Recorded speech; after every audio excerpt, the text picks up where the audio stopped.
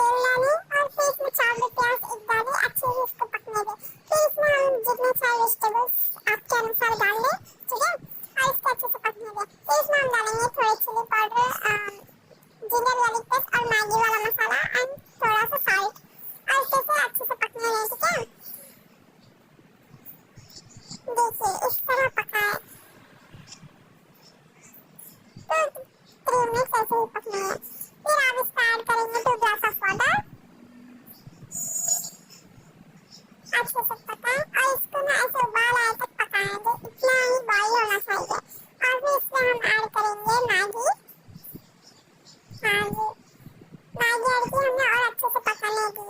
और इसमें हम कोरिएंडर डालेंगे, धनिया जी, ऐसे ही 10 मिनट पकाएं और इसे ठंडे ठंडे शरबत के साथ खाएं। यम्मी यम्मी टेस्टी बन के तैयार है। वीडियो अच्छी लगी हो तो लाइक, सब्सक्राइब और कमेंट कर देना।